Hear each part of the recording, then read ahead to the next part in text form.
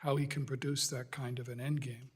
And where that leads, I think, is for an ugly next few weeks in which he doubles down, as I said before, with scant regard for civilian casualties, in which urban fighting can get even uglier. Because the one thing I'm absolutely convinced of, and I think our analysts across the intelligence community are absolutely convinced of, is the Ukrainians are going to continue to resist fiercely and effectively. Finally, either Director Wray or Director Nakasone, what do you anticipate Russia might do to lash out the United States in the cyber realm? And to what degree do you think they can use cryptocurrency to evade sanctions? So let me start with a series of scenarios, Chairman.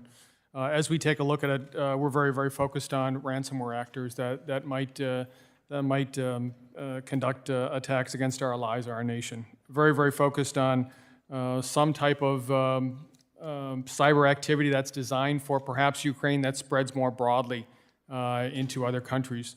Third is any type of attack that an adversary would conduct against an ally. And then finally, certainly our critical infrastructure. Those are really the areas that we look at so carefully. It's done with a series of partners. It's interagency partners.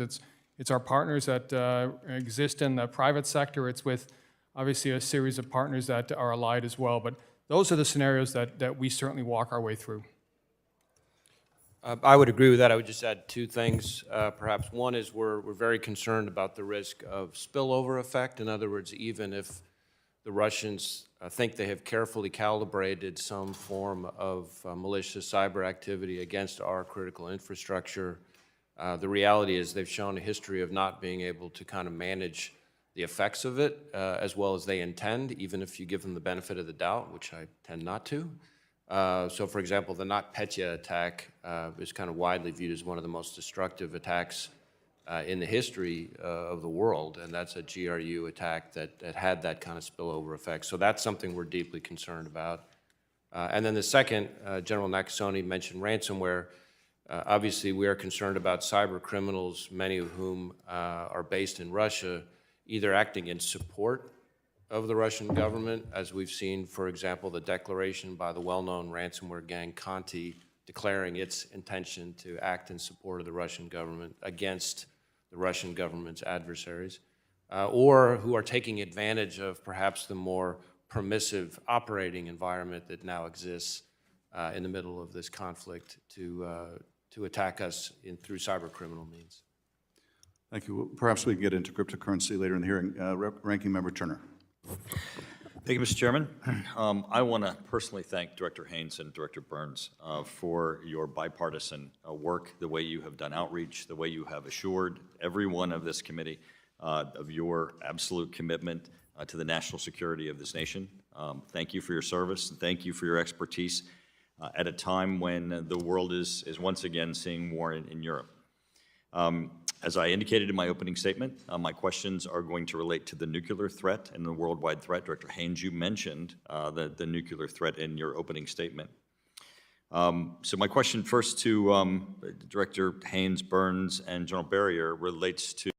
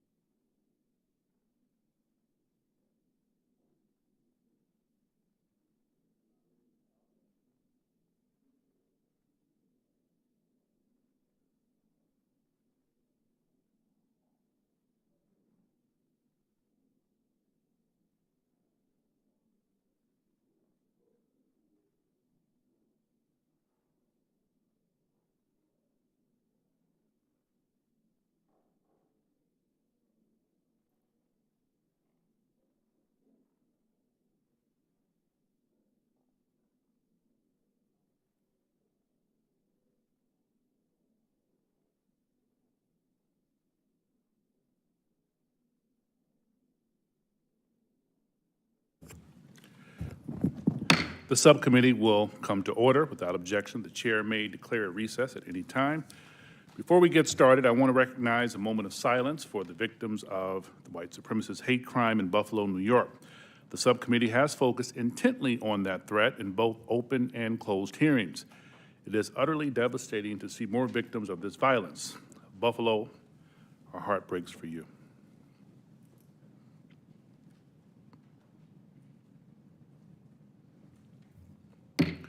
With that, I ask my colleagues to join, pardon me, we will now turn to the business of this hearing. More than 50 years ago, the U.S. government ended Project Blue Book, an effort to catalog and understand sightings of objects in the air that could not otherwise be explained. For more than 20 years, that project had treated unidentified anomalies in our airspace as a national security threat to be monitored and investigated.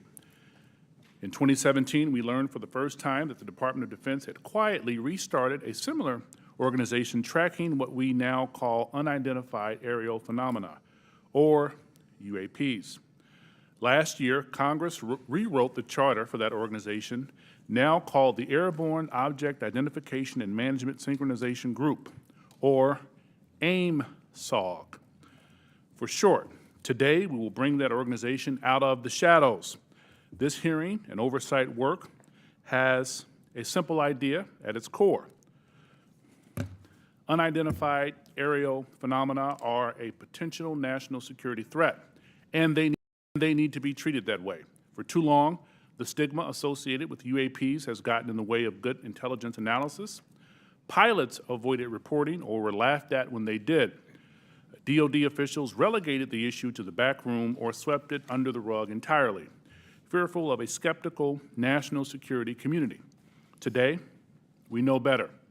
UAPs are unexplained, it's true, but they are real. They need to be investigated, and many threats they pose need to be mitigated. Undersecretary Moultrie, Mr. Bray, thank you for coming today.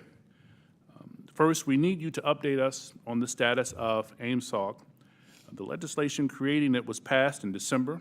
The deadline for implementation is fast approaching, but the group does not even have a named director. We need to know, sirs, the status of the organization and the obstacle to getting it up and running. Secondly, you have to convince the audience today, and most especially our military and civilian aviators, the culture has changed. That those who report UAPs will be treated as witnesses, not as kooks. Thirdly, you need to show us, Congress, and the American public whose imaginations you have captured. You are willing to follow the facts where they lead. You know, we fear sometimes that the DoD is focused more on emphasizing what it can explain, not investigating what it can't. I'm looking for you to assure us today that all conclusions are on the table. One final note, we are mindful today that AIM-SOG is not starting from scratch. This is the third version of this task force in DoD, and civil society groups like the Mutual UFO Network, Mr. Corbell and others have been collecting data on this issue for years. I hope you'll explain how you can leverage the knowledge and experience of our prior work on this matter to move the AIM-SOG along. The last time Congress had a hearing on UAPs was half a century ago. I hope that it does not take 50 more years for Congress to hold another, because transparency is desperately needed. I now turn to Ranking Member Crawford for comments he'd like to make. Thank you, Mr. Chairman. Honorable Moultrie and Mr. Bray, thank you for coming here today. We appreciate it. To begin the open dialogue between Congress and the executive branch on this important topic. While this topic evokes creative imaginations of many, aside from all the hype and speculation, there are important underlying issues posed by UAPs. Despite the serious nature of this topic, I have to say I'm more interested in our understanding of Chinese and Russian hypersonic weapon development, or understanding why this administration was so slow to share actionable intelligence with the Ukrainians. However, inasmuch as this topic may help us better understand unknown activities of Russia and China, I am on board. The intelligence community has a serious duty to our taxpayers to prevent potential adversaries such as China and Russia from surprising us with unforeseen new technologies. As overseers of the intelligence community, this committee has an obligation to understand what you are doing to determine whether any UAPs are new technologies or not. And if they are, where are they coming from?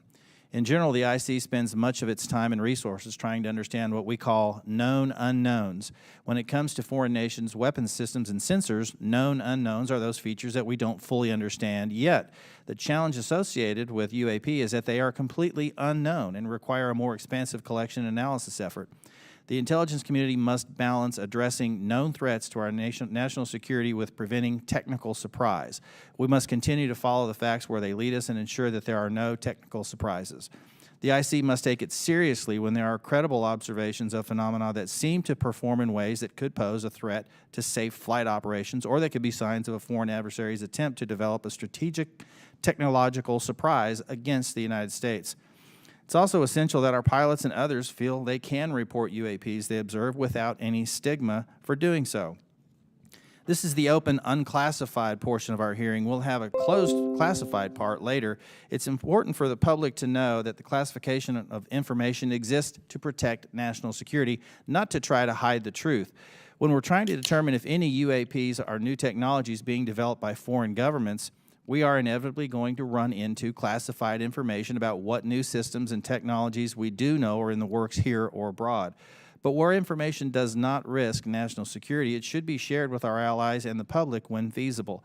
I hope that we can have your assurance to this end today. It's my hope that the intelligence community will continue to try to determine the nature of UAPs we've observed and will keep Congress fully apprised of all developments. I look forward to this hearing and continued dialogue and oversight with the intelligence community on this topic. And with that, I yield back. Gentleman yields back, and now I will turn to our distinguished chairman, Adam Schiff, for any comments he wishes to make. Thank you, Chairman Carson, for holding this open hearing on unidentified aerial phenomenon and for your leadership on this issue. Holding a portion of our discussion today in open session is critical to the cause of transparency and openness, which was Congress's intent in authorizing and funding this new task force. The larger effort that is being undertaken to study and characterize UAP reports is an important step towards understanding these phenomenon, what we know and don't know. And I look forward to hearing more during both the open session and the closed setting about how DOD and the IC are undertaking that task. UAP reports have been around for decades, and yet we haven't had an orderly way for them to be reported without stigma and to be investigated. That needs to change. UAP reports need to be understood as a national security matter, and that message needs to go out across DOD, the IC, and the whole of the U.S. government. When we spot something we don't understand or can't identify in our airspace, it's the job of those we entrust with our national security to investigate and to report back. That is why it's important that we hold this open hearing for the public to hear directly from the Department of Defense on the steps it's taking to track, analyze, and transparently communicate the work that is being done on this issue. It is also the responsibility of our government and this panel to share as much as we can with the American people, since excessive secrecy only breeds distrust and speculation. I look forward to hearing how the UAP task force is being stood up, what challenges they still face, and how this committee can make sure the task force is able to shed light on one of the world's most enduring mysteries. I thank you gentlemen for your work, and be very interested to hear what you have to say. To me, among the most fascinating questions are these phenomena that we can measure, that is, instruments report there is something there. It is not the human eye confusing objects in the sky. There is something there, measurable by multiple instruments, and yet it seems to move in directions that are inconsistent with what we know of physics or science more broadly. And that to me poses questions of tremendous interest and as well as potential national security significance. So we look forward to hearing what you're able to report to us today in open session, and I want to thank Chairman Carson again for his extraordinary leadership on this issue, and I yield back. Chairman yields back. Thank you. With that, we will start our hearing. Under Secretary Moultrie, the floor is yours, sir. Thank you. Chairman Schiff, Committee Chairman Carson, Ranking Member Crawford, distinguished members of the subcommittee, it's a privilege to be here with you today to address your questions regarding unidentified aerial phenomenon, or UAP. I'm pleased to be joined by Mr. Scott Bray, the Deputy Director of Naval Intelligence, who will speak to the Navy's Unidentified Aerial Phenomenon Task Force, which laid the foundation for the efforts we will discuss today. First, I'd like to thank Congress for supporting the Department's UAP efforts. The NDAA for fiscal year 2022 has helped us to establish a dedicated office to oversee processes and procedures for the timely collection, processing, analysis, and reporting of UAP-related data. What are UAP? Put simply, UAP are airborne objects that, when encountered, cannot be immediately identified. However, it is the Department's contention that by combining appropriately structured, collected data with rigorous scientific analysis, any object that we encounter can likely be isolated, characterized, identified, and if necessary, mitigated. We know that our service members have encountered unidentified aerial phenomena, and because UAPs pose potential flight safety and general security risks, we are committed to a focused effort to determine their origins. Our effort will include the thorough examination of adversarial platforms and potential breakthrough technologies, U.S. government or commercial platforms, allied or partner systems, and other natural phenomena. We also understand that there has been a cultural stigma surrounding UAP. Our goal is to eliminate the stigma by fully incorporating our operators and mission personnel into a standardized data gathering process. We believe that making UAP reporting a mission imperative will be instrumental to the effort's success. The Defense Intelligence and Security Enterprise provides real-time support to our warfighters and mission personnel across all domains. To optimize the Department's UAP work, we are establishing an office within the Office of the Secretary of Defense. That office's function is clear: to facilitate the identification of previously unknown or unidentified airborne objects in a methodical, logical, and standardized manner. These goals will ensure that we are working closely with operational personnel on training and reporting requirements, developing data and intelligence requirements, standardizing and integrating processes and procedures for collection, operational surveillance, analysis, and reporting, leveraging our research and development capabilities to improve detection, characterization, and identification of UAPs, developing mitigating solutions and procedures, and identifying strategy and policy solutions. This effort will maximize collaboration and build upon already existing relationships with the Office of the Director of National Intelligence, the FAA, DHS, and the FBI. We are also committed to strong partnerships with the Department of Energy, NOAA, the DEA, NASA, and the national labs, and just as importantly, our international partners and allies. With regard to the importance of transparency, the Department is fully committed to the principle of openness and accountability to the American people. However, we are also mindful of our obligation to protect sensitive sources and methods. Our goal is to strike that delicate balance, one that enables us to maintain the public's trust while preserving those capabilities that are vital to the support of our service personnel. In closing, the Department is committed to this effort and welcomes the challenge. We thank you for your committed support and look forward to your questions.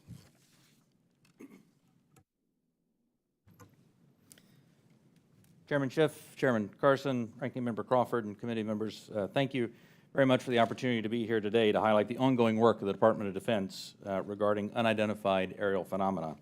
Since the early 2000s, we have seen an increasing number of unauthorized and or unidentified aircraft or objects in military-controlled training areas and training ranges and other designated airspace. Reports of sightings are frequent and continuing. We attribute this increase in reporting to a number of factors, including our work to destigmatize reporting, an increase in the number of new systems such as quadcopters and unmanned aerial systems that are in our airspace, identification of what we can classify as clutter, mylar balloons, and other types of air trash, and improvements in the capabilities of our various sensors to detect things in our airspace. Almost 2 years ago, in August of 2020, Deputy Secretary of Defense Nordquist directed the establishment of the Unidentified Aerial Phenomena Task Force within the Department of the Navy. The UAP Task Force was built on the foundation of the Navy's initial efforts to respond to the reports from our aviators on unidentified objects observed in our training ranges.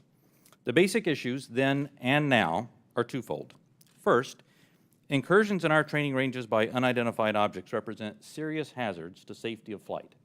In every aspect of naval aviation, safety of our air crews is paramount. Second, intrusions by unknown aircraft or objects pose potential threats to the security of our operations. Our aviators train as they would fight. So any intrusions that may compromise the security of our operations by revealing our capabilities, our tactics, techniques, or procedures are of great concern to the Navy and the Department of Defense. From the very beginning, we took these reports very seriously. We instituted a data-driven approach to the investigations where we could collect as much data as possible and use all available resources to analyze and make informed decisions on the best ways to address our findings.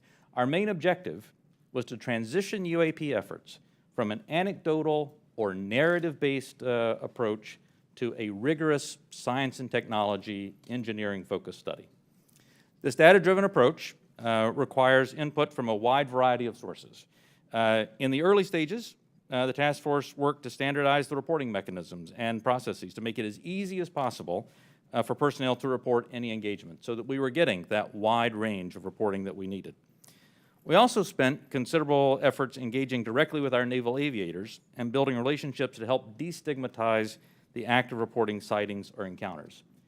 And we worked with naval aviation leadership to provide additional equipment to record any encounter. Navy and Air Force crews now have step-by-step procedures for reporting on a UAP on their knee board in the cockpit and in their post-flight debrief procedures.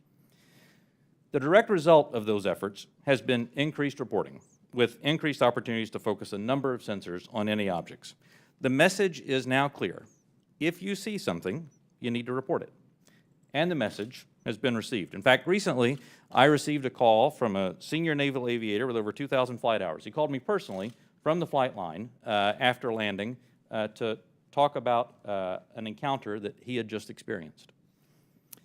Those were just the initial steps. We also made a concerted effort to assemble subject matter experts from across the Department of Defense and the intelligence community and other U.S. government agencies and departments. We forged partnerships with the research, development, and acquisition communities, with industry partners, and with academic research labs, and we brought many allies and international partners into our discussions on UAP.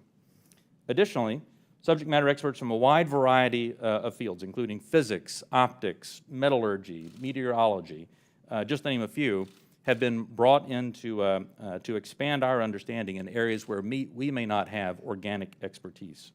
In short, we've endeavored to bring an all-hands-on-deck approach to better understand this phenomena. So what have we learned so far? Any given observation may be fleeting or longer. It may be recorded or not. It may be observable by one or multiple assets. In short, there's rarely an easy answer. For example, let me share with you the first video that we have here today, which shows an observation in real time.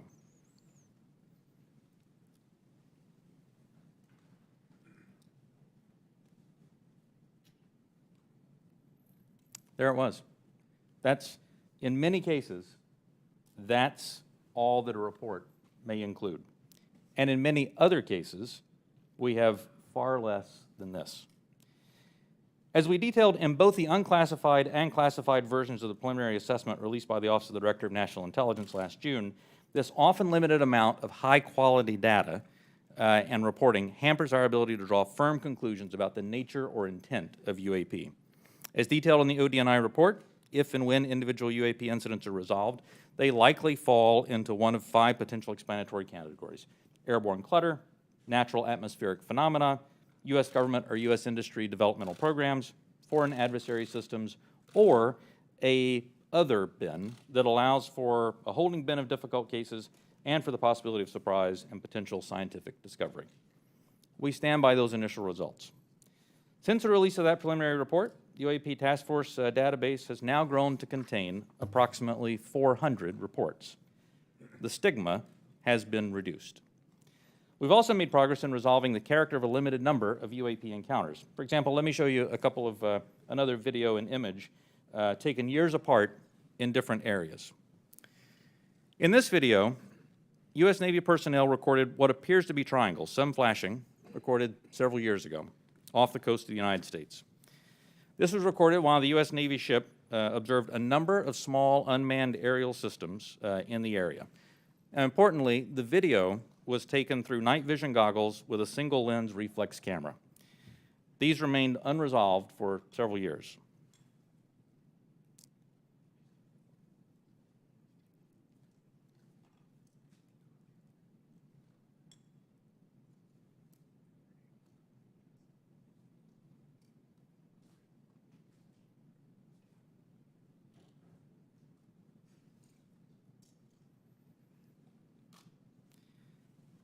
Several years later, and off a different coast, U.S. Navy personnel, again in a swarm of unmanned aerial systems, and again through night vision goggles and an SLR camera, recorded this image.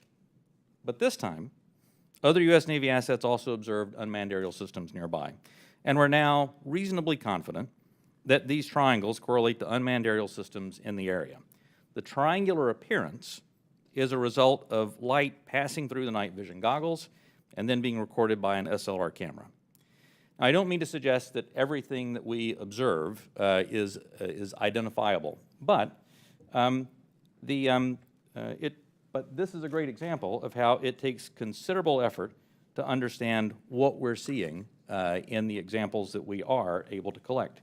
In this example, we accumulated sufficient data from 2 similar encounters from 2 different time periods in 2 different geographic areas to help us draw these conclusions.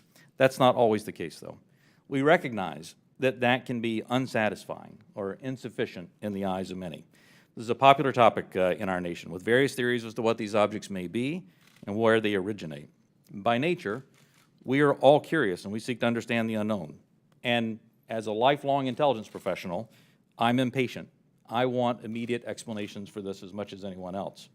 However, understanding can take significant time and effort. It's why we've endeavored to concentrate on this data-driven process to derive fact-based results. And given the nature of our business, national defense, we've had to sometimes be less forthcoming with information in open forums than many would hope.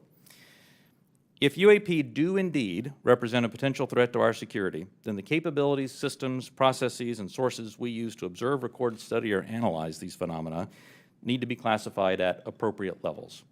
We do not want potential adversaries to know exactly what we're able to see or understand, or how we come to the conclusions we make. Therefore, public disclosures must be carefully considered on a case-by-case basis. So what's next?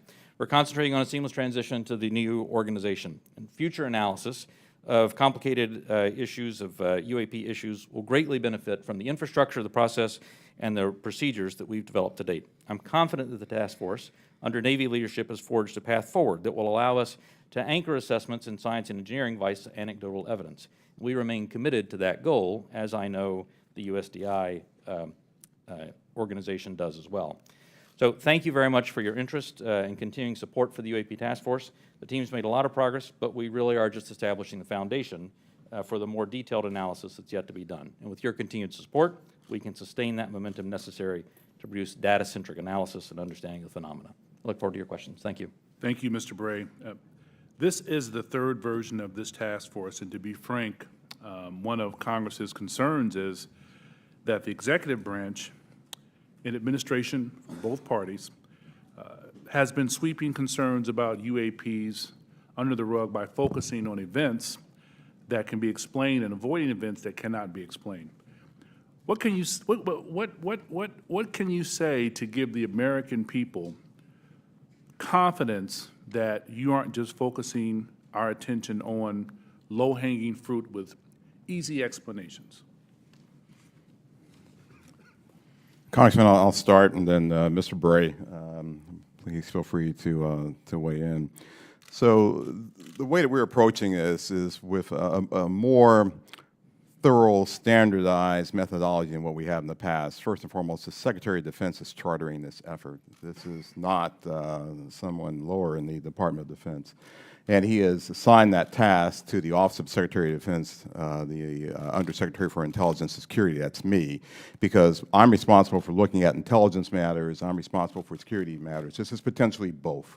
So when you start concerning ourselves with the safety of our personnel, the safety of our installations and bases, there's no other higher priority than what we have than actually getting after this. And as you have stated, we have been assigned that task to actually stand up an office, the AIM-SOG, which I believe the name, sir, will likely change. But we have moved forward in terms of moving to establish that office. We have, as of this week, picked a director for that effort, a very established and accomplished individual. We've identified spaces. We've worked with personnel across the Department of Defense with the services, and we've worked with the IC, which is on board in helping us work through this standardized methodology for now, bringing in data, analyzing that data, and reporting that data in the appropriate method and appropriate means so we can either get it to our service personnel to ensure their safety or get it to you and the Congress and to the public to ensure that you have oversight to what we're doing. So chartered by the Secretary of Defense, standardized, and really a methodical approach is something that we're doing that has not been done before. Can we get some kinds of assurances that your analysts will follow the facts where they lead and assess all hypotheses? Absolutely. So we're open to all hypotheses. We're open to any conclusions that we may encounter. Quickly, before I pass it to the ranking member and Chairman Schiff, I want to thank you both for taking the time, and I had a good time meeting with you last week, Director Moultrie, Undersecretary Moultrie. It's fair to say that you are a science fiction fan, is that correct? It is fair to say that I am an inquisitive mind who has spent 40 years in the intelligence field and has focused on both science and science fiction. That is fair. Could you tell us about it? Yeah, well, yeah, look, my generation grew up looking at space sagas and the Apollo program. So all of us who grew up in the 60s were just thrilled by watching our first astronaut land on the moon. That was a momentous occasion. To people who were of different generations, some of them didn't believe that it happened. I still have relatives and friends who don't believe it happened, right? Science fiction to them. But to us, it was, no, that's the progress that we've made. And so I was enthralled by that, and I've taken that to heart. I enjoy the challenge of what may be out there. I have mentioned to you that, yes, I have followed science fiction. I have gone to conventions, even. I'll say it on the record. Got to break the ice somehow. But, you know, I have done that, right? But there's nothing wrong with that.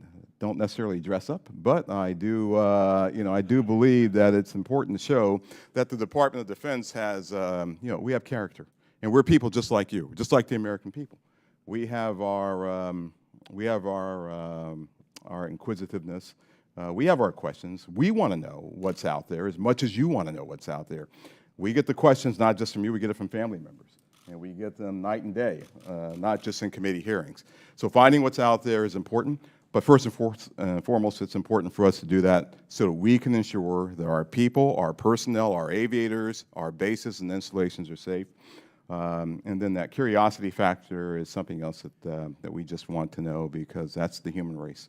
It's just, you know, that insatiable desire to know. Thank you, sir. Ranking Member Crawford.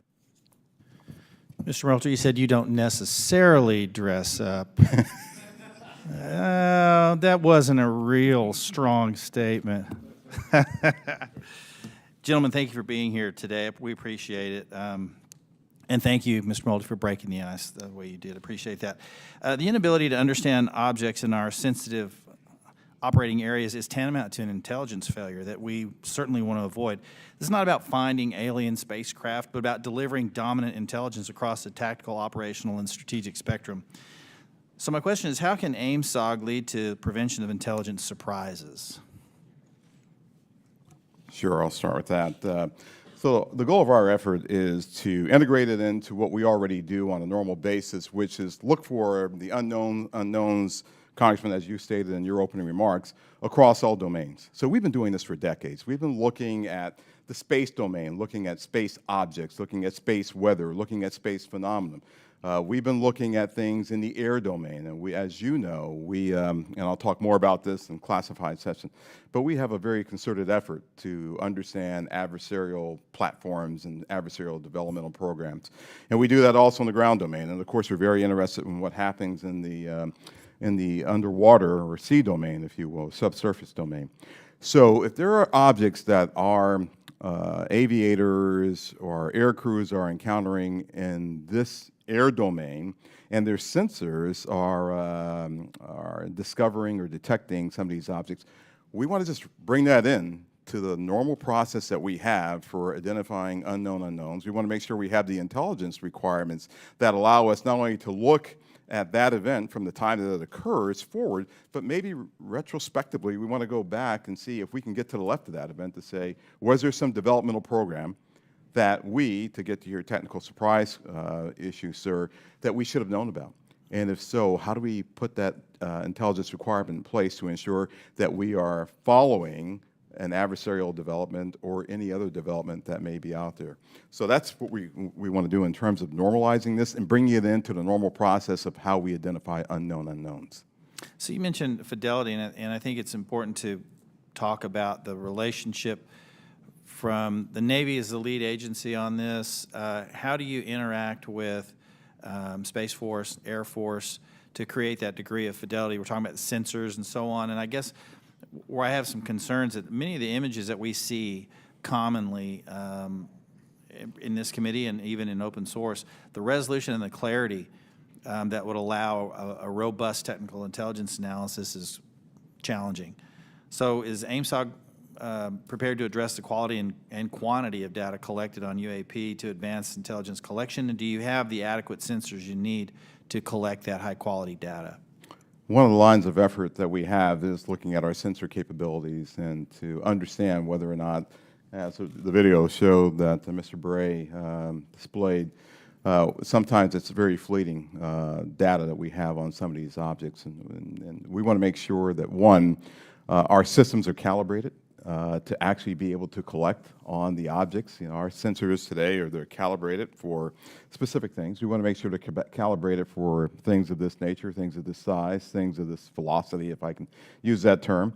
We want to make sure that once we have that data is stored in some standardized method that we can then extract and that we can feed into our system real time. So we do not want this to take some prolonged period of time for us to get that data. But our goal is absolutely to have that high fidelity information that we get from all sensors, and we want to be able to integrate that with what we may have off of ground-based sensors. So whatever we may have on a platform, whatever we may have on the ground, whatever we may have from other sensors that we may have in different domains, we want to be able to integrate that all and get this integrated picture as we would, as I said, with any other unidentified objects or things that we are tracking as a part of our normal intelligence responsibilities.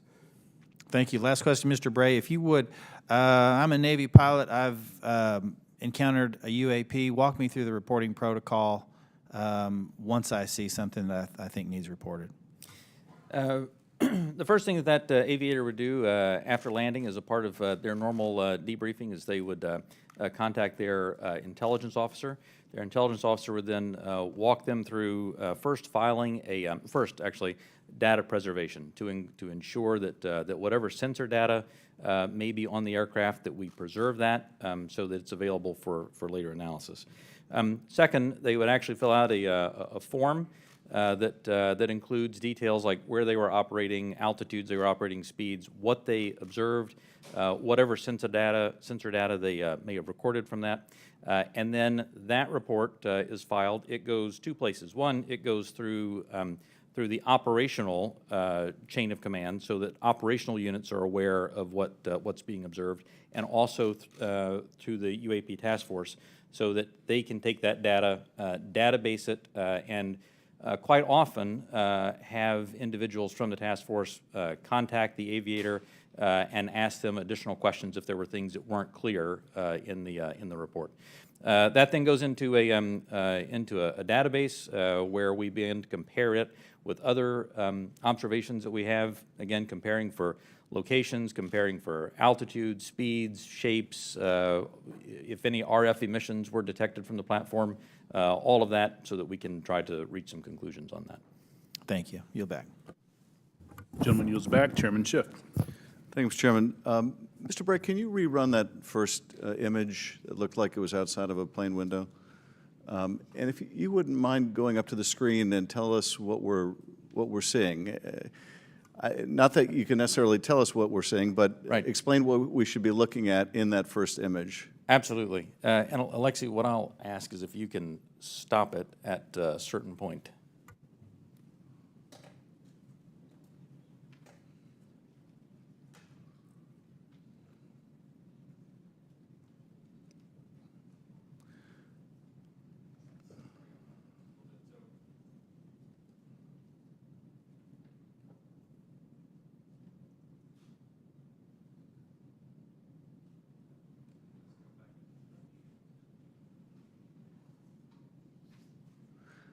And are we looking outside of a civilian aircraft window? Is that what we're looking at? You're looking outside a U.S. Navy F-18. Okay.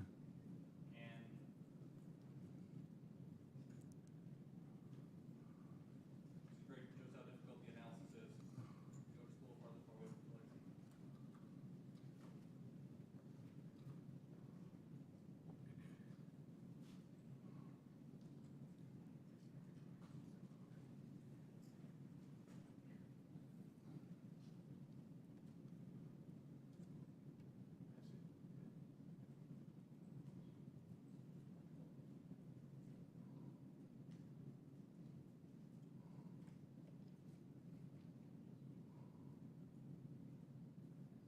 As you can see, finding UAP is harder than you may think. What you'll find eventually on this, when we find the right frame, is for literally about one frame here is a spherical object that passes right through here, passes right through there because the aircraft is moving pretty fast in this direction for the flyby of it. And it is a, Is that it right there? that is it. There we go, off in the distance. Can you point to the screen again what we're supposed to be looking at?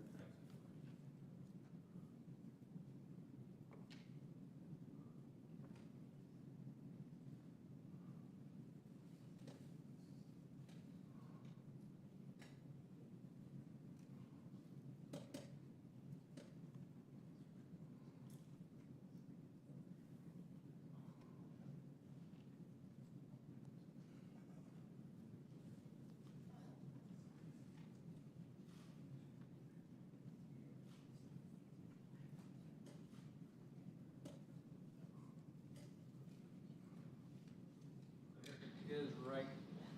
Okay, if you could stop that frame. That's not the one. No, that's not the one.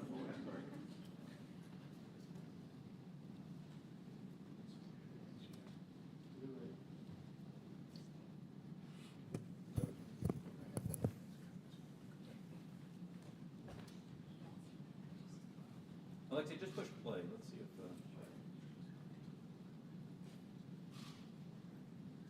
Here's what you'll see coming up right here is a, there it went.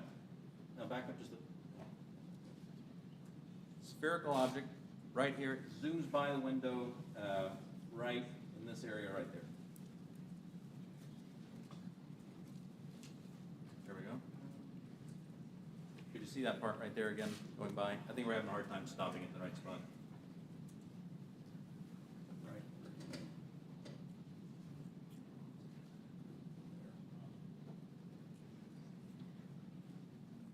Okay. So as you can see, it's difficult, and I think a part of the issue here is the laptop we're working with is not as easy for stopping that video in the right spot. We'll describe what we have seen in that. What are we observing? What you see here is aircraft that is operating in a U.S. Navy training range that has observed spherical object in that area, and as they fly by it, they take a video. You see it looks reflective in this video, somewhat reflective, and it quickly passes by the cockpit of the aircraft. And is this one of the phenomena that we can't explain? I do not have an explanation for what this specific object is. And is this one of the situations where it is, that's the object that we're looking at right there? Thank you. And is this a situation where it was observed by the pilot and it was also recorded by the aircraft's instruments? We'll talk about the multi-sensor part in a later session. But in this case, we have at least that. In the Director of National Intelligence 2021 unclassified report, the ODNI reported 144 UAPs between 2004 and 2021, 80% of which were recorded on multiple instruments. And I take it, with respect to some of those, you had a pilot seeing them if it was observed by a pilot, Right. and you had multiple instruments recording it. So you really have three sensors, the human sensor and two technical sensors detecting the object, is that? For the majority of incidents that we had in the last year's report, the majority had multi-sensor data. When I talk about the 400 reports that we have now, that number will certainly go down because a lot of those new reports that we have are actually historic reports that are narrative-based. So that percentage will go down just as a factor of the fact that the destigmatization has resulted in more narrative reports. And that's the object we're looking at right there now, right? That's it right there. Okay. Last year's report also said that of those 144, 18 of them reportedly appeared to exhibit unusual flight characteristics, appear to demonstrate advanced technology, and some of them appeared to remain stationary in winds aloft, move against the wind, maneuver abruptly, or move at considerable speed without discernible means of propulsion.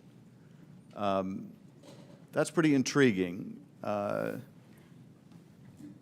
if you're able to answer this in this setting, are we aware of any foreign adversary capable of moving objects without any discernible means of propulsion? I think I would, without discernible means of propulsion, I would say that we're not aware of any adversary that can move an object without discernible means of propulsion. The question then becomes, in many of these cases where we don't have a discernible mean of propulsion in the data that we have, in some cases there is likely sensor artifacts that may be hiding some of that. There's certainly some degree of something that looks like signature management that we have seen from some of these UAP, but I would caution. I would simply say that there are a number of events in which we do not have an explanation, and there are a small handful in which there are flight characteristics or signature management that we can't explain with the data that we have. We'll continue. Those are obviously the ones that are of most interest to us. Earlier, when we asked about how you avoid technological surprise, the biggest way you avoid technological surprise is by collecting this type of data and by, importantly, calibrating the assumptions that you go into with how you do that analysis. I'll tell you, within the UAP task force, we have one basic assumption, and that is that generally speaking, our sensors operate as designed. And we make that assumption because many times these are multi-sensor collections. We make no assumptions about the origin of this or that there may or may not be some sort of technology that we don't understand. That's, I think, the key to avoiding technological surprises, by calibrating those assumptions. And finally, with respect to the second two videos showing the small triangles, the hypothesis is that those are commercial drones that, because of the use of night vision goggles, appear like triangles. Is that the operating assessment? Some type of drone, some type of unmanned aerial system, and it is simply that light source resolves itself through the night vision goggles onto the SLR camera as a triangle. And have we, in order to prove that hypothesis, flown a drone and observed it with that same technology to see whether we can reproduce the effect? The UAP task force is aware of studies that have done that. Thank you, Mr. Chairman. I yield back. Gentleman yields back. Dr. Winstrup. Thank you, Mr. Chairman. Thank you all for being here. My first question is, through this process where there's been sightings, have the sightings been stationary, or have they always been sighted from a moving object, from a plane or a ship that may be moving? Have these reports ever come from a stationary object being observed in the sky? The UAP Task Force does have reports from stationary, reports from a stationary observer. Because there's a difference observing something when you're moving as Right. well. It's physics, right? So that's Right. why I asked that question. Are we capable, or have we made any breakthroughs, or anyone made any breakthroughs, to be able to cite something and make some determination at all of its composition, whether it's a solid or a gas? Is there any such capability? From Not asking what, I'm just. Right. From some of the returns, I mean, it's clear that that the majority, well, it's clear that many of the observations we have are physical objects from the sensor data that we have. Well, gas is physical, is a physical object. It can be, and so, and you see where I'm going with this. I'm trying to determine what it is we're looking at. So if we can decide if something is a solid or a gas, and if there have been any conclusion on its capabilities, like its capabilities of movement, of turning, going, 180 degrees or 90-degree turn, anything along that line that we've been able to determine. Within the, and again, I should point out that, that there is not a single explanation for UAP. There are a lot of different things that are unidentified aerial phenomena. Basically, we really don't know much on that. That's all I'm trying to get at. And I'm pleased that you have protocol right now for our military, but are there any non-military reports coming forward of similar events, or is it all coming from military? The UAP Task Force has a very good working relationship with the FAA. They have very good working relationship with other parts of the U.S. government so that we can ingest reports from Do we have from any those sources. reports non-military? Yes. Thank you. That's my question. And do we need to put out protocol for civilians that may be in that arena, like through FAA? Do you think that would be appropriate and helpful? I think standardized reporting, without a doubt, is key to helping us get to ascertain what some of these are. I think it would be important as well. Do we, there are other people besides the U.S. that have had these experiences and reported them? Is that correct? There are, that's correct. Is it all of our allies, or is it allies and adversaries? What have we learned publicly? So some of that, I think, sir, we'll save for closed session. Well, that goes to my next question. Publicly, have others made anything which would not have to be considered closed? I don't want you to answer what they've said necessarily. Allies have seen these. China has established its own version of a UAP task force, so clearly a number of countries have observations of things in the airspace that they can't identify. And do we share data with some, with all? Are they sharing with us? We share data with some, and some share data with us. But not necessarily all that have publicly reported something? That's correct. Okay. And I think that's an important thing, and for the other session, actually, that we don't discuss that now. Because, obviously, something like this can be a national security challenge for us, no doubt about it. If they're developed by an adversary through some breakthrough technology, they can be very disruptive to our military actions, or at least serve as a distraction. And so my caution would be careful who we share our data with, and don't necessarily trust some of the data we may get from someone else. And with that, I yield back. Gentleman yields back. Mr. Himes. Thank you, Mr. Chairman.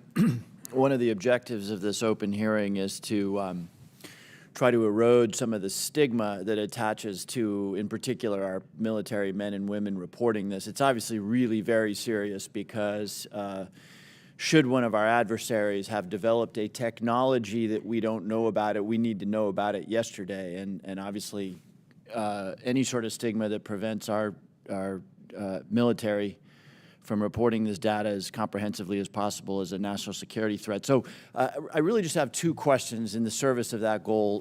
The first is, the chairman asked that we run that video again. Most people, when they see a video, we're all used to seeing things from a car, seeing things from a sidewalk. Very few people have the experience of observing something through night vision goggles at Mach 1.5. So just talk for a minute about, if you would, whichever of you is most appropriate, how radically different observation is at high speed and 3-dimension than it is for most of us who walk around and drive cars.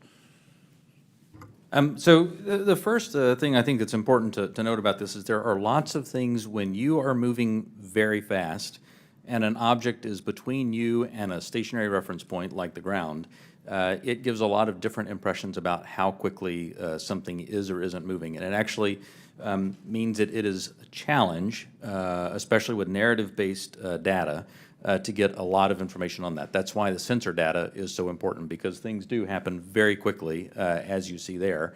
And sometimes things that happen very quickly, something may be moving very slow. That aircraft is moving quite fast. How fast that object is moving that goes by is probably very slow. So I guess my point is that an observation, either a visual observation or a electronic observation, infrared or whatever, looks radically different than it does to most people. Even instruments are on gimbals and that sort of thing, so that creates a very unusual view to, again, those of us who are used to seeing things in 2 dimensions largely. And second question. I think, Mr. Bray, you said something that I want to unpack a little bit. A number of these UAPs, you said, we can't explain. Again, in the service of sort of reducing speculation and conspiracy theories, we can't explain can range from a visual observation that was distant on a foggy night, we don't know what it is, to we've found an organic material that we can't identify, right? Those are radically different worlds. So when you say we can't explain, give the public a little bit better sense of where on that spectrum of we can't explain we are. Are we holding materials, organic or inorganic, that we don't know about? Are we, picking up emanations that are something other than light or infrared that could be deemed to be communications? Give us a sense for what you mean when you say we can't explain. Sure. When I say we can't explain, I mean exactly as you described there, that there is a lot of information, like the video that we showed, in which there's simply too little data to create a reasonable explanation. There are a small handful of cases in which we have more data that our analysis simply hasn't been able to fully pull together a picture of what happened. And those are the cases where we talk about where we see some indications of flight characteristics or signature management that are not what we had expected. When it comes to material that we have no material. We have detected no emanations within the UAP task force that would suggest it's anything non-terrestrial in origin. So there's, when I say unexplained, I mean everything from too little data to the data that we have doesn't point us towards an explanation, but we'll go wherever the data takes us. Again, we've made no assumptions about what this is or isn't. We're committed to understanding these, and so we'll go wherever that data takes us. Thank you. That's very helpful, and so I think it bears emphasis. When you say we can't explain, everything that you can't explain is in a bucket called data. Is that correct? And that would mean data collected by sensors, visual observations, everything that we can't explain, quote unquote, is in a bucket called data. Right. A narrative report from the early 2000s, if it just had a little bit of information on it, would be in our database and it would be unresolved. I would add to that, it's insufficient data. I mean, that's one of the challenges we have. Insufficient data either on the event itself, the object itself, or insufficient data or plug-in with some other organization or agency that may have had something in that space at that time. So it's a data issue that we're facing in many of these instances, Congressman. Understood. Thank you very much. Yield back. Gentleman yields back. Mr. Gallagher. Thank you, Mr. Chairman. Thank you for allowing me to join this hearing. I really appreciate the witness's testimony. Mr. Moultrie, as the chairman mentioned, DoD had an initiative to study UFOs in the 1960s called Project Blue Book. It's also been well reported in our briefing and in other places that we have more recent projects, specifically ATIP. Could you describe any other initiatives that the DoD or DoD contractors have managed after Project Blue Book ended and prior to ATIP beginning? Did anything also predate Project Blue Book? So I can't speak to what may have predated Project Blue Book. I mean, of course, there's Roswell and all these other things that people have talked about over the years. I'm familiar with Blue Book. I'm familiar with ATIP. I haven't seen other documented studies that have been done by DoD in that regard. So you're not aware of anything in between Project Blue Book and ATIP? I'm not aware of anything that's official that was done in between those two. Okay. Hasn't been brought to my attention. Okay. Additionally, are you aware of any other DoD or DoD contract programs focused on UAPs from a technological engineering perspective? And by that I mean, are you aware of any technology initiatives focused on this topic other than initiatives focused on the individual case investigations? I am not aware of any contractual programs that are focused on anything related to this other than what we are doing in the Navy Task Force and what we are about to launch in terms of our effort. Same question for you, Mr. Bray. Same answer, not aware of anything outside what we are doing in the UAP task force. So just to confirm, you're not aware of any technology or engineering resources that have been focused on these efforts besides what we've mentioned today? Once again, I'll say no contractual or programmatic efforts that are involved. And the reason why I qualify it that way, let me qualify it that way. I can't speak to what people may be looking at in the department. Somebody says, I'm looking at something that may be unidentified, and I can't speak to that. I speak to official programs that we have on the record. It's also been reported that there have been UAP observed and interacting with and flying over sensitive military facilities, particularly, and not just ranges, but some facilities housing our strategic nuclear forces. One such incident allegedly occurred at Malmstrom Air Force Base, in which 10 of our nuclear ICBMs were rendered inoperable. At the same time, a glowing red orb was observed overhead. I'm not commenting on the accuracy of this. I'm simply asking you whether you're aware of it and whether you have any comment on the accuracy of that report. Let me pass that to Mr. Bray, if you've been looking at UAPs over the last 3 years. That data is not within the holdings of the UAP task force. Okay, but are you aware of the report, or that the data exists somewhere? I have heard stories. I have not seen the official data on that. So you've just seen informal stories, no official assessment that you've done or exists within DoD that you're aware of regarding the Malmstrom incident? All I can speak to is what's within my cognizance of the UAP task force, and we have not looked at that incident. Well, I would say, it's a pretty high-profile incident. I don't claim to be an expert on this, but that's out there in the ether. You're the guys investigating it. I mean, who else is doing it? If something was officially brought to our attention, we would look at it. There are many things that are out there in the ether that aren't officially brought to our attention. So how would it have to be officially brought to your attention? I'm bringing it to your attention. Sure, this is pretty official. Sure. So we'll go back and take a look at it, but generally there is some authoritative figure that says there is an incident that occurred. We'd like you to look at this. But in terms of just tracking what may be in the media that says that something occurred at this time, at this place, there are probably a lot of leads that we would have to follow up on. I don't think we are resourced to do that right now. Well, I don't claim to be an authoritative figure, but for what it's worth, I would like you to look into it. And Sure. if for no other reason, you could dismiss it and say this is not worth wasting resources on. Will do. And then finally, are you aware of a document that appeared around 2019, sometimes called the Admiral Wilson Memo or EW Notes Memo? I am not. You're not. Are you tracking? I'm not personally aware of that. Okay. This is a document in which, again, I'm not commenting on the veracity. I was hoping you would help me with that, in which a former head of DIA claims to have had a conversation with the Dr. Eric Wilson and claims to have sort of been made aware of certain contractors or DoD programs that he tried to get fuller access to and was denied access to. So you're not aware of that? I'm not aware, Congressman. In my 10 seconds remaining, then, I guess I just would ask, Mr. Chairman, unanimous consent to enter that memo into the record. Without objection. Thank you, Mr. Chairman. Appreciate it.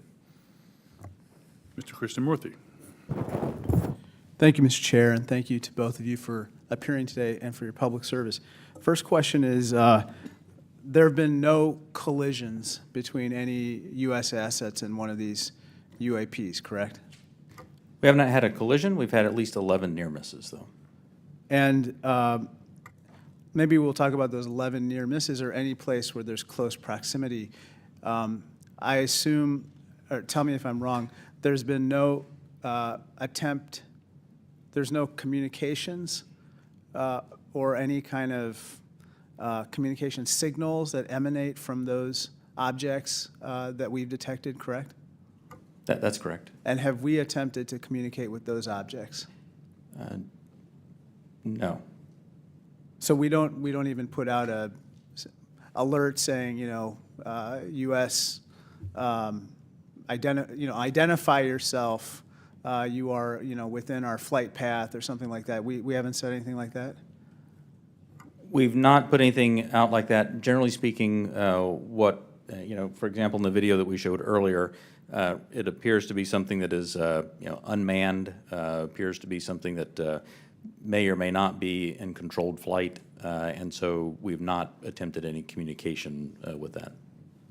Okay, so, and I assume we've never discharged any armaments against a UAP, correct? That's correct. How about wreckage? Have we come across any wreckage of any kind of object that has now been examined by you? The UAP task force doesn't have any wreckage that isn't explainable, that isn't consistent with being of terrestrial origin. Do we have any sensors underwater to detect on submerged UAPs? Anything that is in the ocean or in the seas? So I think that would be more appropriately addressed in closed session, sir. Okay. I think one of the biggest questions that I have is, we say with a lot of probability, we say they, quote unquote, probably do represent physical objects, close quote. When we say probably, is that because we cannot conclusively say that they are physical objects? In the task force report, when I say probably represent physical objects, most of them represent physical objects. There could be some that are more of a meteorological phenomena, something like that, that may not be a physical object in the sense that most people think of something you could go up and touch. But the ones where you say most of them represent physical objects, can you say that they are definitely, like with 100% certainty, that they are physical objects? I can say with certainty that a number of these are physical objects. Okay, so we can't rule out that some of them may not be physical objects. So, some certainly could be a sensor anomaly or something like that. Some could be. Now, how about with regard to UAPs? We've talked about UAPs on training areas, but obviously there's some sensor bias. I would think we put sensors in training areas. How about with regard to non-training areas? Do we track what's in open source and what civilians and others have tracked? And have we found similarities to what they've observed in terms of UAPs in non-training areas to the ones that are in training areas? The UAP task force has worked very hard to make sure the data set that we're working with is a data set that we have very good control over that data. So we have some partnerships with FAA so that we get some of that, so we get that reporting in. But if it comes to just open source reports or someone says that they saw something, that generally does not make it into our database. So basically, it sounds like we have a good partnership with FAA, but apart from FAA, we don't have partnerships with other agencies or other entities that might be tracking so that we could enlarge our data set to make comparisons. So we will. So that's the goal of this next effort, will be to expand that relationship with the rest of government and the interagency, so we can understand what they're seeing, what we're seeing. We can correlate on each other's holdings Because and I hopefully think, resolve this. sorry to interrupt, but I think that we might have a bias right now going on with regard to just reporting on UAPs being in training areas when we don't really track what's happening elsewhere. Last question, have our encounters with UAPs altered the development of either our offensive or defensive capabilities or even our sensor capabilities? We'd take that for the closed session. Okay, great, thank you. Mr. LaHood. Thank you, Mr. Chairman, and want to thank the witnesses for being here today. Obviously, this topic of UAPs has attracted a lot of interest in people that are curious about this hearing today. As we talk about, and I would say there's a lot of what I would call amateur interest groups that are involved in the UAP field. My question is, when there are unsubstantiated claims or manufactured claims of UAPs or kind of false information that's put out there, what are the consequences for people that are involved with that or groups that are involved with that? So one of the concerns that we have is that there are a lot of individuals and groups that are putting information out there that could be considered to be somewhat self-serving. We're trying to do what's in the best interest of, one, the Department of Defense, and then two, what's in the best interest of the public, to ensure that we can put factual-based information back into the mainstream and back into the bloodstream of the reporting media that we have, so people understand what's there. It's important because we are attempting, as this hearing has drawn out, to understand, one, what may just be natural phenomenon, two, what may be sensor phenomenology or things that were happening with sensors, three, what may be legitimate counterintelligence threats to places that we have or bases or installations, or security threats to our platforms. And anything that diverts us off of what we have with the resources that have been allocated to us, send us off in these spurious chases and hunts that are just not helpful. And they also they also contribute to the undermining of the confidence that the Congress and the American people have that we are trying to get to the root cause of what's happening here, report on that, and then feed that back into our national security apparatus so we are able to protect the American people and our allies. So it is harmful, it is hurtful, but hopefully if we get more information out there, we'll start to lessen the impact of some of those spurious reports. So just taking that a step further, so that misinformation, false narratives, manufactured, so what are the consequences? Are there legal consequences? Are there examples that you can give us where people have been held accountable by this misinformation or disinformation? I can't give you, any examples where somebody's been legally held liable for putting something out there, but... Well, I guess what's the deterrent from people engaging in this activity? I don't know. I don't have that answer. That's something that, welcome the dialogue with Congress to talk about that with the members who, help legislate those laws to say what should be the legal ramifications that we could use to potentially hold individuals accountable, whether it be citizens or information that might be injected into our media by other forces or other countries, if you will. And in terms of DOD's review and analysis in this field, I mean, is there a standard in place when it comes to UAPs? I mean, is there any guidance you look to that's codified in law or otherwise within DOD that kind of sets out the standards for UAPs and what to look for? I think that's part of what the group that we're standing up now will be chartered to do. We're actually, from my organization, we'll be looking at policy and standards that we have to come to you and work with you to actually put in place and promulgate across our government. Thank you. I yield back. Gentleman yields back. Mr. Welch. Thank you. I'm going to follow on the line of questions from Mr. LaHood. Gentlemen, what seems incredibly difficult for you is that there's two almost competing but different narratives. One is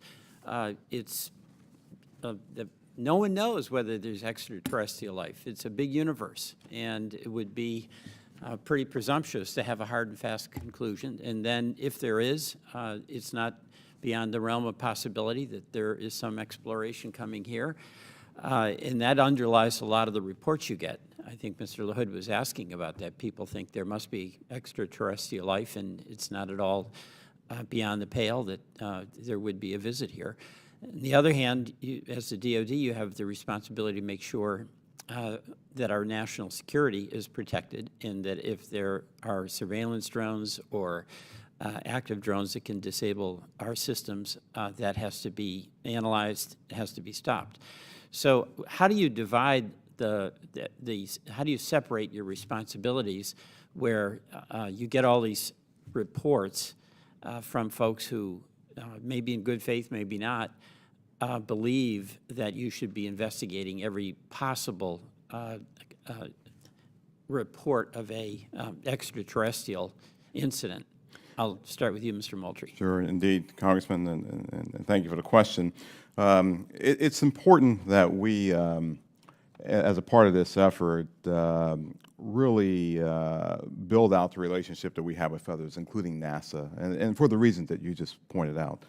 So there are elements in our government that are engaged in looking for life in other places, and they have been doing that for decades, right? They've been searching for extraterrestrial life. There are astrobiologists who have been doing this too. We're a part of that same government, and so our goal is not to potentially cover up something if we were to find something. It's to understand what may be out there, examine what it may mean for us, if there are any, from a defense perspective, any national security implications or ramifications, but then to work with organizations as appropriate, if it's a weather phenomenology with NOAA, if it's a potential for extraterrestrial life or an indication of extraterrestrial life with someone like NASA. So the transparency actually is very important. Completely. For public consumption. Completely. But we're going to have a classified briefing, and without going into the details of what kinds of secrets that we can't share here, what is it, what are we protecting? I don't know if you can answer this question in this open forum, but in fact, your perception of what it is we have to, quote, protect. So I think right now what's really important for us to protect is how we know certain things. So there are a lot of things that we know, whether it be about the thinking of other leaders around the world, the weapon systems that are being developed, or how we detect things that may be threats to us. Many of those things are the result of some of our most sensitive sources and methods, and we'll use those things not just for this effort, but those same sources and methods are used to help protect us from adversaries and from others who might mean to do us harm. There aren't separate UAP sensors. There's not a separate UAP processing computer. There's not a separate UAP dissemination chain or whatever. So it's the same process. It's the same system that we have that helps us do all that. We need to protect that because this is something that we're looking at, but we're sure there are going to be other things that we'll look at in the future that we'll need those same sensors, we'll need those same sources and methods to help us do. So we're protecting the fact of that this nation has developed capabilities that enable us to know what may be threats to us and to counter those threats before they become something of a national issue. Thank you very much. I want to thank both you, Mr. Bray, and you, Mr. Moultrie, for your appearance today. I yield back. Gentleman yields back. Gentlemen, beyond videos, is there a range of other information that the executive branch has that would be valuable to the American people while protecting sources and methods, obviously? The details of individual encounters, including the time, place, and details of an encounter. And does the AIMSOG have a clear and repeatable process for considering public release as part of the process? Chairman Carson, and do you commit to building that process if it's not in place? The UAP Task Force, the security classification guide that the UAP Task Force has been operating under that I approved really was meant to protect those sources and methods and meant to protect any knowledge that an adversary intelligence entity may gain from understanding what we're tracking, how we track it, or when we're tracking it, or if we're not. And so that has been an important piece in the balance between transparency and preserving our warfighting advantage, because the U.S. military does train as it would fight. What I will commit to is, at least for that material that's under my authority as the Deputy Director of Naval Intelligence, for information that we have when it does not involve sources and methods, and when we can, with a reasonable degree of confidence, determine that it does not pose a foreign intelligence or national security threat, and it's within my authority to do so, I commit to declassifying that. So I believe very much in the transparency of this, and we work very hard to balance that with our national security needs. And I'll just add, Congressman, just over the last 3-4 months, I think that the intelligence community and the national defense apparatus have disclosed more information on various events than it has in probably the previous 10 years. You have our commitment to work closely with the Director of National Intelligence and others in the declassification and downgrading of intel apparatus to ensure that we can get whatever information that we can out to the American people and to the public writ large. Greatly appreciated, sir. Ranking Member Crawford. Thank you, Mr. Chairman. Representative Stefanik is en route, I believe, just real quickly, but in the interim, if I could, if you'll indulge me, I just have a couple of real small questions. One is, do we have an example? Can you cite a specific example of an object that can't be explained as having been human-made or natural? I mean, the example that I would say that that is still unresolved, that I think everyone understands quite well, is the 2004 incident from Nimitz. We have data on that, and it simply remains unresolved. Does not mean it resolves to being something, right, that is easily explainable or difficult, or well, obviously it resolves to being something that is difficult to explain. But I can't point to something that definitively was not man-made, but I can point to a number of examples in which remain unresolved. Gotcha. With regard to videos that have appeared in open source channels, for example, the Tic Tac video, does AIMSOG maintain control of videos, and how do you prevent leaks of potentially classified videos or other material? So the AIMSOG, as we establish that organization, we will have a process for classified and compartmented holdings, and we will find a way of getting positive control over those. We have our sensitive access programs and special access programs that allow us to put what we call SAPs around things, and then there's controlled access programs that allow us to put caps around things. So we'll have that in place. Our goal will be ensuring that we're sharing that with the appropriate analysts and the appropriate exploiters, if you will, who can look at that data too. What we don't want to do is bring something into a DoD database or a DoD holding and then have so many wrappers around it, it's not available to those who really need to look at it and to exploit it. And that's one of the reasons that we're establishing relationships with the interagency, with the IC and others to be able to do that, sir. But we will do our best to maintain positive control over the materials that we have within our holdings. Thank you. Chairman Schiff. Thank you, Mr. Chairman. Just going back to the 2021 report, you know, under the category of UAP appear to demonstrate advanced technology, those 18 incidents in which some of the UAP appear to remain stationary, winds aloft, move against the wind, maneuver abruptly, or move at considerable speed without discernible means of propulsion. It goes on to say, in a small number of cases, military aircraft systems processed radio frequency energy associated with UAP sightings. I couldn't tell from that whether that small number of cases was a part of the subset of 18. That is, among the 18 which appeared to move with unusual pattern or flight characteristics, did some of those also emit radio frequency energy? I would have to check with our UAP task force on that. I believe, without getting into specifics that we can do in the closed session, at least some that we have detected RF emissions from were not behaving oddly otherwise. And the significance of measuring that radio frequency energy is what? That we suspect that this was some form of aircraft in which there were radio transmissions? The biggest thing that you're looking for there is any indication of an effort to jam whatever sensors that we may have looking at it.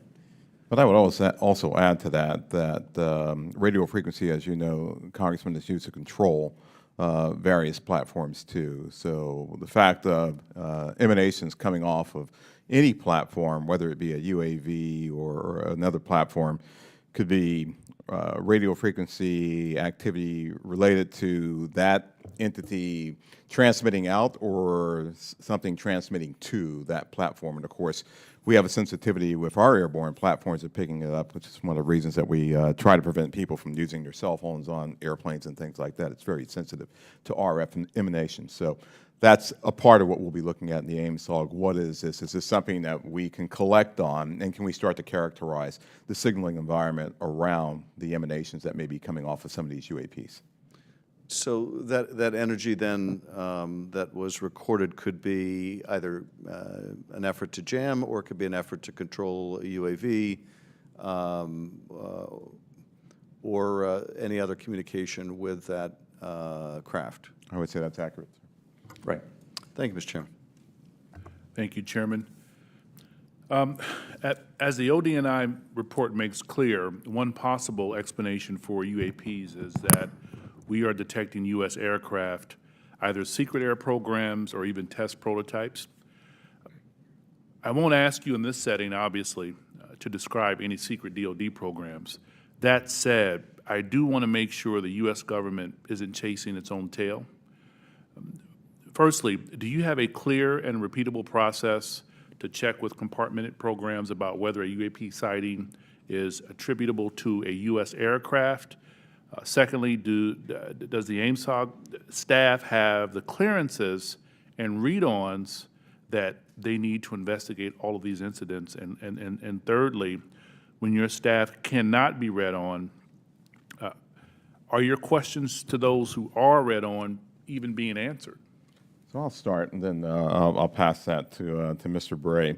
So we're very conscious of the potential blue-on-blue issue or U.S. on U.S., and so we've established relationships with organizations and entities that are potentially flying or developing platforms for their own interests, if you will. And our goal is to continue, and we have a repeatable process. I think we've had that process for some time, to deconflict activities that we may have to ensure that we are not potentially reporting on something that may be a developmental platform or a U.S. operational platform that is performing either testing or performing a mission.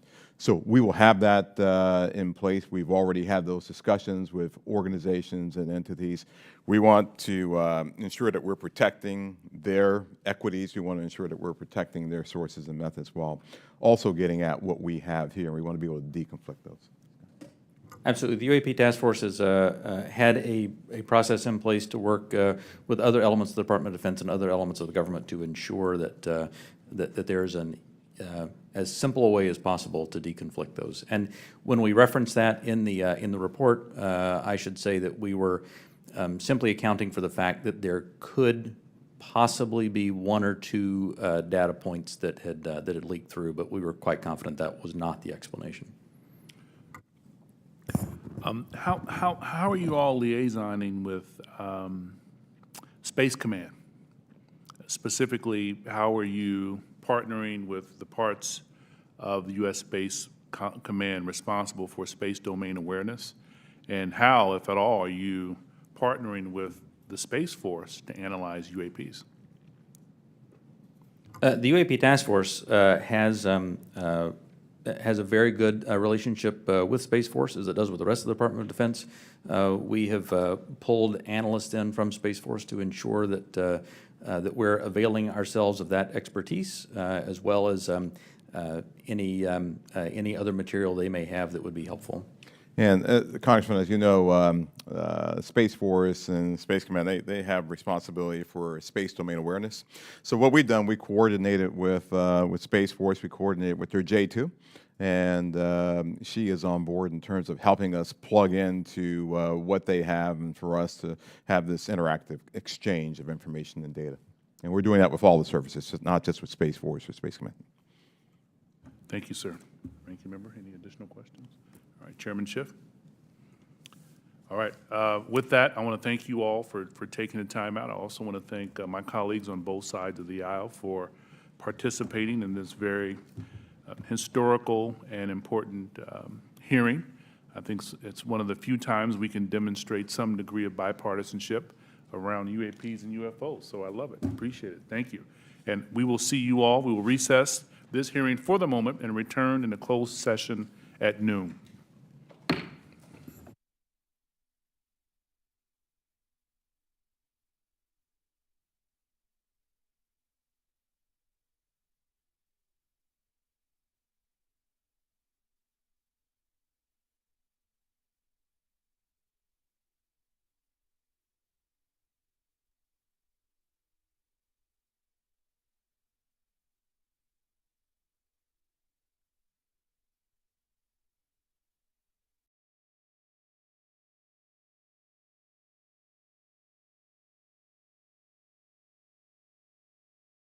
Your reaction first now to her statement. Well, she had the director say that he didn't think that there was enough evidence to charge her previously, and now he's received new evidence. He had an absolute duty, in my opinion, 11 days or not, to come forward with the new information that he has and let the American people know that too. So she is under criminal investigation. The FBI, as Director Comey said some months ago, does not do security reviews. It does criminal investigations. So that's what's at stake here, and I hate it, but we also, I'm sure, have to realize the significance of these secret emails perhaps being sent to multiple unsecure computer systems throughout the country. That's very, very bad. You know, as we go back to that July 5th